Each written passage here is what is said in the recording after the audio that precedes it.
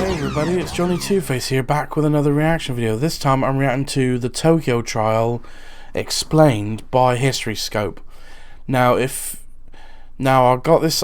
This is the second request of the two videos that I was requested to watch by HistoryScope, and so if you haven't seen my reaction to the Nuremberg trial, I'll suggest you check that one out before checking this one out. So I don't know anything about the Tokyo trial, so all I can guess it's something to do with the Japanese war crimes from World War II. So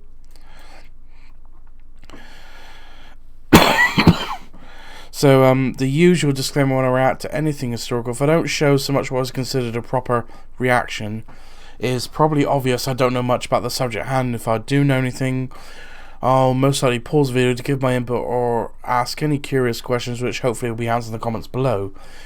With that being said, the link to the original video will be in the description down below.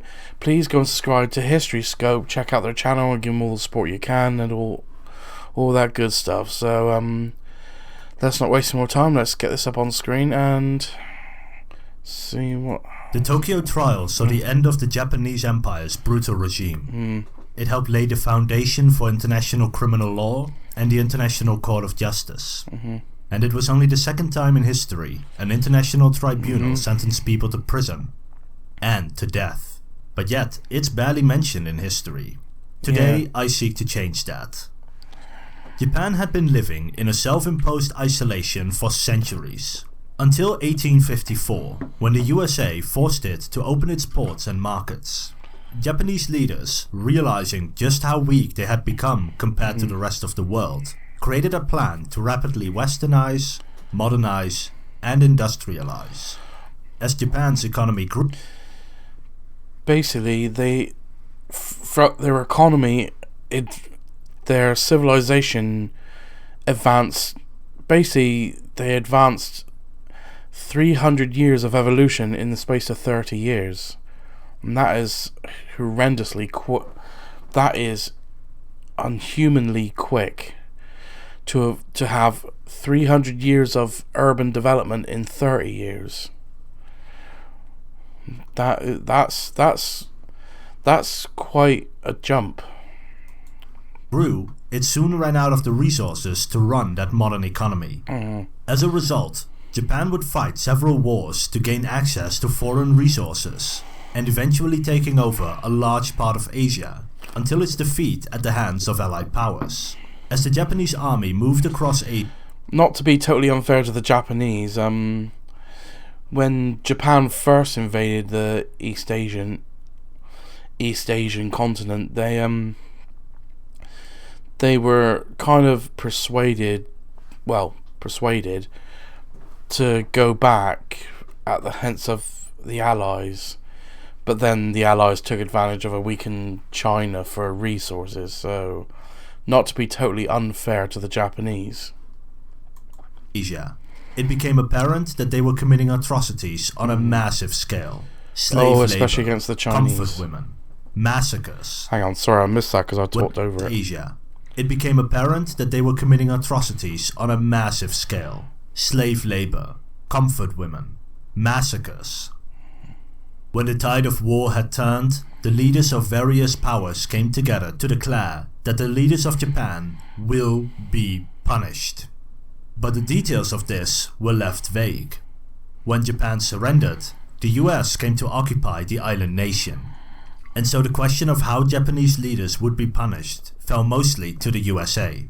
And the USA decided to largely copy the system used to punish the German leadership after World War II, called the Nuremberg trial. It was a military tribunal to prosecute Germany's leaders for war crimes.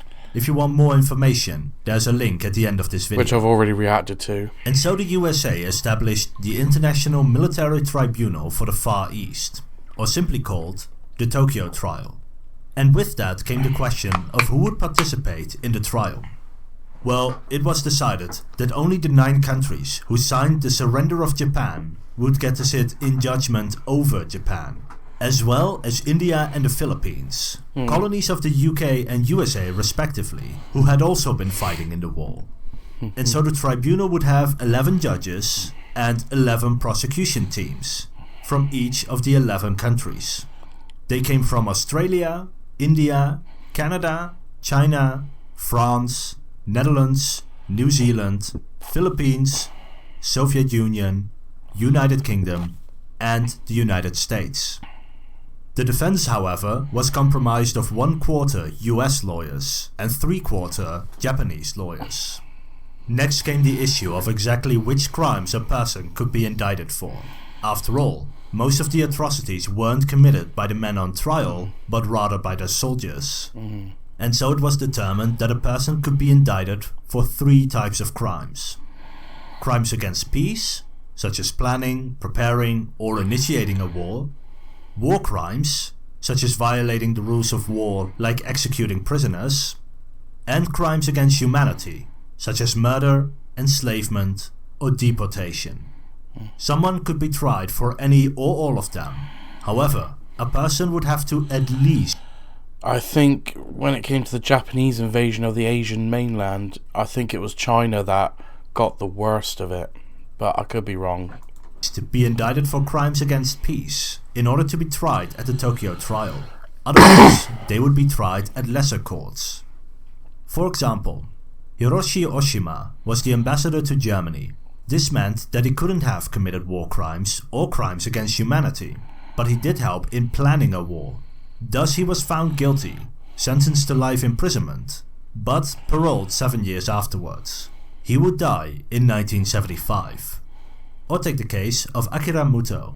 He helped plan several wars and commanded an army in the Philippines where his troops conducted a long list of atrocities. Thus, he was found guilty on all 3 types of charges and sentenced to death. And then came the question of how long ago an atrocity could have taken place. After all, Japan had been fighting wars since the 19th century. Not only would gathering evidence be difficult, the oldest men on trial were teenagers during the first wars. So it was decided that the leaders could only be indicted for crimes committed after 1931.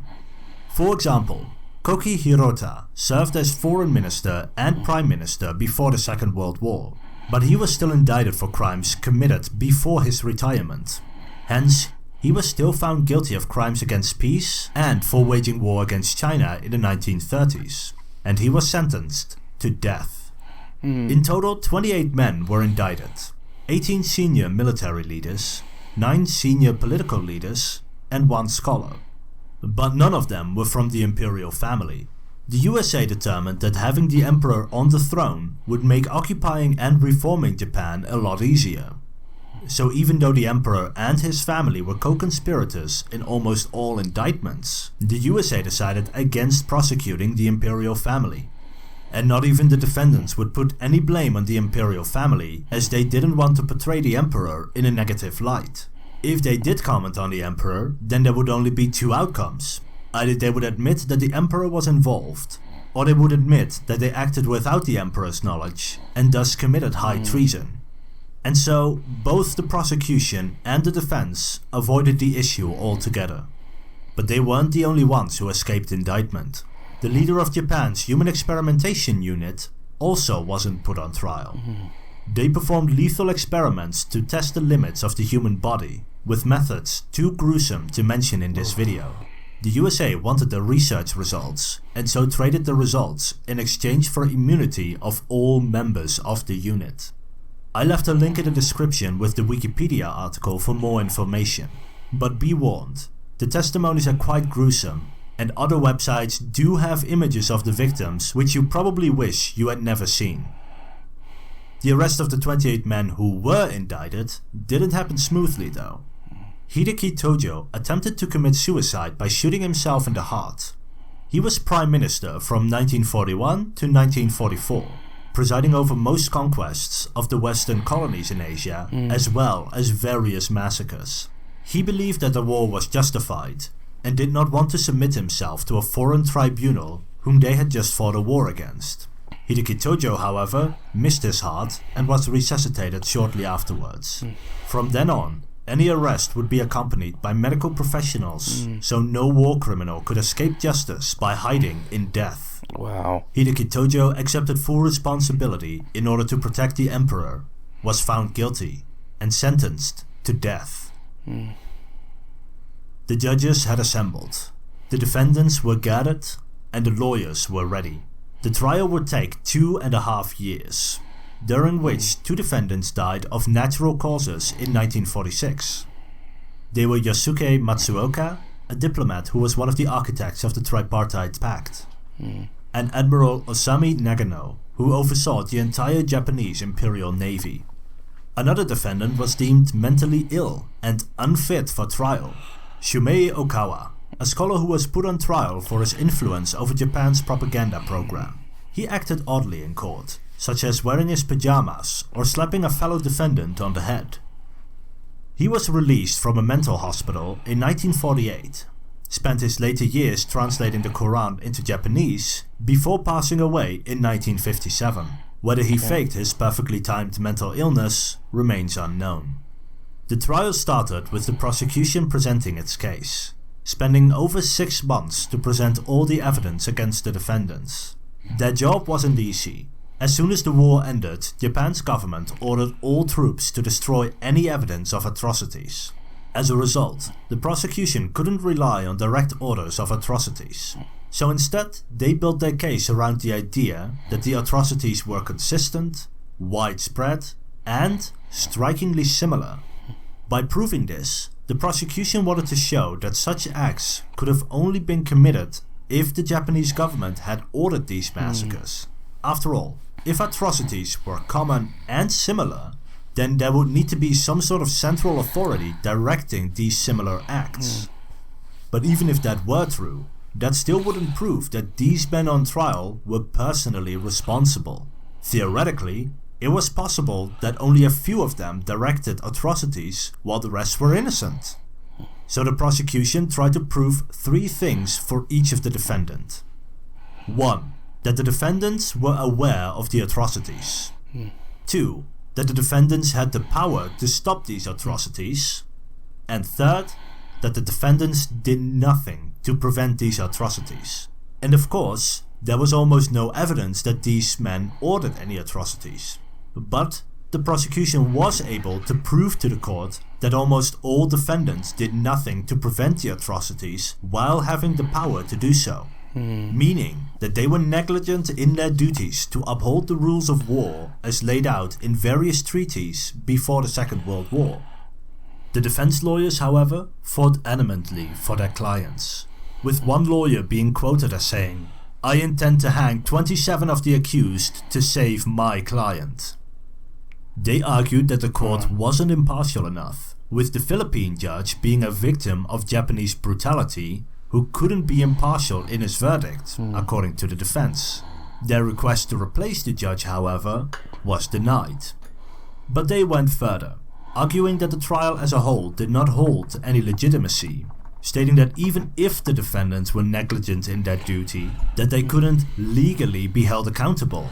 They pointed out that many of the countries on the tribunal, such as France, the Netherlands, the UK, and the USA, were only on the tribunal because they colonized Asia, and they colonized Asia through aggressive wars of their own. The defense therefore argued that Japan's wars were no different than Western wars. So why should Japan be held to a different level of accountability than the rest of the world? The defense also attacked the notion that Japan was fighting wars of aggression. Instead, they explained that for centuries, Europe and the USA had invaded Asia, attacking Japan's neighbors one by one, and that Japan was being threatened by Western imperialism. They explained that Japan was an isolationist country for 220 years, until those powers forced Japan to open its markets to foreign trade. And when Japan was forced to modernize and industrialize to keep up with the invading Western powers, Japan had to invade its neighbors for the resources it needed for its survival. Just as Western powers had done. They argued that the USA cut off oil supplies to Japan as long as Japan was occupying the mainland of Asia. with only 2 years of oil supplies left, Japan was facing extinction, and so Japan was left with only 2 choices. Either Japan wasn't going to go to war, in which case Japan would certainly perish, or they would go to war, in which case Japan might perish. If they perished without war, then Japanese culture would perish as other powers would dominate the island nation. But if they perished in war, then its people would rebuild their nation to once more rise to prominence another time. With the USA forcing Japan into these 2 options, Japan chose to go down fighting. And so, the defense argued, the blame of the war did not fall upon Japan, but rather, the blame of Japan's war against Western nations was the fault of the USA forcing Japan to go to war. Therefore, it should not be Japan, but the USA who should be put on trial. There were various versions of this argument made by various defense attorneys, but all of them would follow a similar line of reasoning. But when it came to the atrocities committed during the war, the stories of the men were very different. Some claimed to not have known about them, others claimed that they were justified. For example, Iwane Matsui was commander of the Shanghai Expeditionary Force during the Nanjing Massacre. He defended himself with, "It is just the same in a family when an elder brother has taken all he can stand from his ill-behaved younger brother and has to chastise him in order to make him behave properly." He was found guilty of crimes against humanity and sentenced to death, while others testified that they did indeed try to stop massacres and therefore weren't guilty. For example, Mamoru Shimegitsu actively tried to prevent war with the Western powers, but the prosecution argued that he didn't do enough, that he could have stepped down, relinquished power, and choose not to remain part of the system. The court agreed and sentenced him to 7 years in prison. He would be paroled after only 2 years, got back into politics, and served as foreign minister and deputy prime minister before passing away in 1957. After 225 days of the defense presenting their argument, it was time for the judges to determine the innocence or guilt of the 25 remaining defendants. If over half the judges voted a person was guilty, then they would be sentenced. Out of the 55 different charges which could be brought against any of the defendants, the court ruled that 45 of them were either redundant or not authorized by the court, and most of the defendants would be acquitted on several charges brought against them. A total of 7 defendants were sentenced to death. Among those not already mentioned were Kenji Dohaira, chief of the intelligence services in Manchuria and instrumental for planning its invasion and occupation. He turned Manchuria into a vast criminal enterprise where assault, sadism, and a long list of other crimes became commonplace. Seishiro Itagaki, an important figure in the occupation of Manchuria. Haitaro Kimura, commander of the Burma Area Army who played an important role in the invasions of China and Southeast Asia. 18 defendants were sentenced to prison. Among those not already mentioned were Sadao Araki, served in various wars before the Second World War, sentenced to life imprisonment, but was released after 7 years due to ill health and passed away in 1966. Kingoro Hashimoto, major instigator of the Second Sino-Japanese War, sentenced to life imprisonment, released 7 years later, and died in 1957. Shunroku Hata, Commander-in-Chief of the China Expeditionary Force which committed wide-scale atrocities under his command, sentenced to life imprisonment, paroled after 6, and died in 1962. Kiichiro Hiranuma, served as Prime Minister and Chief of the Supreme Court of Japan, sentenced to life in prison, paroled after 4 years, and died shortly after his release. Naoki Hoshino, as Chief Secretary of the government, he was highly involved in Japanese war preparations. He was sentenced to life imprisonment but paroled 10 years later. He would go on to serve as president and chairperson of several companies, before passing away in 1978. Okinori Kaya, Finance Minister. He prepared Japan's financial, economic and industrial policies for war, sentenced to 20 years in prison and paroled after 7. He rejoined politics and became Minister of Justice after being convicted of war crimes. He died in 1972. Koichi Kido, one of the closest advisors to the emperor, sentenced to life imprisonment, released due to ill health 5 years later, and passed away in 1977, 24 years later. Kuniaki Koisho, governor of Korea, sentenced to life in prison, where he died 2 years later. Jiro Minami, minister of war, he was sentenced to life imprisonment, paroled 6 years later, and died in 1955. Takasumi Oka, minister of the navy, given a life sentence but was paroled after 6 years in prison and passed away in 1954. Kenryo Sato, chief of the Military Affairs Bureau, sentenced to life imprisonment until his parole 8 years later. He passed away in 1975. Shigetaro Shimada, Minister of the Navy, sentenced to life imprisonment, paroled after serving 7 years, and died in 1976. Toshio Shiratori, Ambassador to Italy, found guilty of conspiring to wage war and sentenced to life imprisonment. He died in prison a year later in 1949. Yoshitaro Umesu, Chief of the Army General Staff, sentenced to life imprisonment. He also died in prison a year later in 1949. Shigenori Togo, Minister of Foreign Affairs, staunchly against the war with Western powers, he repeatedly advocated for both peace before and during the war. While he informed his superiors of the war crimes he was aware of, the court concluded that he didn't do enough. Sentenced to 20 years in prison and passed away 2 years later in 1950.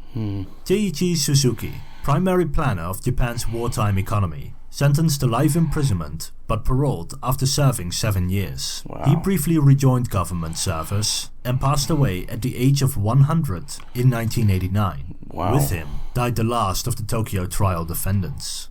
The 7 men sentenced to death would receive their punishment about 6 weeks later, on December 23, 1948. The 7 men were executed by hanging, each dying instantly. No photographs were taken of these men after their executions, with the leader of the occupation force fearing it would embarrass or antagonize the Japanese people. Instead, 4 members of the Allied Council would act as official witnesses. Their bodies were cremated, and so ended the Japanese imperial regime. If you like this video, I also made one on the Nuremberg trial, which you can click on here. And if you want to see more videos like this, like the video, subscribe. And that'll do it. This has been an interesting video, and as I said, yeah, I've heard of the... Hang on. I've definitely reacted to the Nuremberg trial, if you want to check that one out. And but yeah, as the narrator said at the beginning, this is barely mentioned in history lessons here, especially here in the UK. So it's interesting to see about what the outcome, or the punishment, should say, for the people behind the atrocities against the Asian people by the Japanese. So there's not much I can add. So if you like this reaction, please like, comment and subscribe, and I'll see you in the next video.